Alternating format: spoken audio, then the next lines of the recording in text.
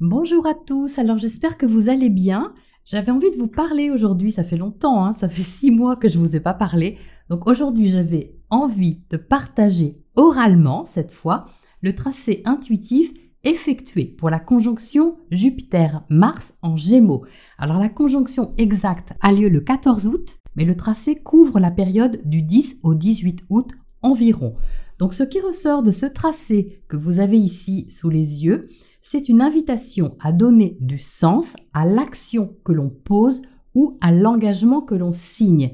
Alors ça pourrait être tout d'abord pris un peu à la légère et même avec un brin de fanfaronnade, je dirais, mais derrière ça, il peut se cacher un besoin de se sentir intégré au niveau extérieur ou social. Donc il y a un relationnel en jeu qui a une certaine importance à nos yeux.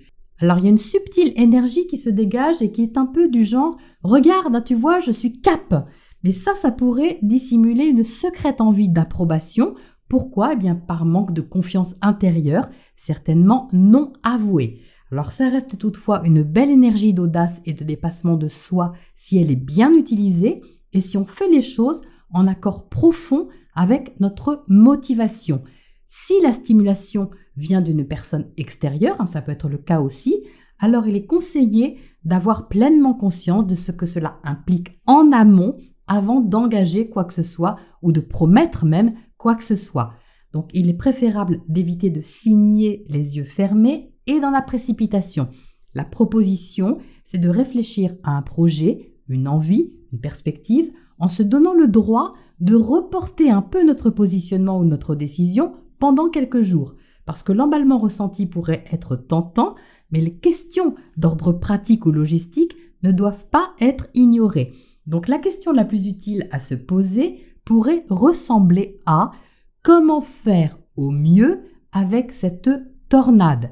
Alors que cette tornade, concrète ou symbolique, soit agréable, jolie ou encore imposante et autoritaire, elle demandera de toute façon à être prise en compte. Et ça peut être le début d'une aventure ou encore la naissance d'un projet qui pourrait nous mener loin et qui demande préparation. Alors quant au personnage qui se présente à la mise en couleur et après la lecture du tracé, il s'appelle Carlo. Alors je ne sais pas si vous le voyez, il est en rouge et il est perché sur la tête d'un autre personnage qui a une autre énergie que lui, certainement plus expérimentée, je dirais, plus sérieuse aussi, et dont le visage est en bleu à gauche. Carlo est une créature jeune et passionnée qui nous incite à tourner la tête dans une nouvelle direction. Et alors on dirait qu'il dit à Edgar, qui est en dessous, « Mais pourquoi on va pas par là ? C'est quand même plus motivant et excitant que de continuer à faire ce qu'on avait prévu, non ? Allez, on va par là ! J'ai vu un truc super intéressant, ça va être rigolo !» Ah oui, mais alors qu'est-ce que notre Edgar en bleu répondra ? Eh bien, c'est à vous de me le dire, selon comment ce dessin résonnera en vous. En attendant, je vous souhaite une motivante découverte, une belle conjonction aussi à expérimenter, et je vous dis à bientôt, par oral ou par écrit.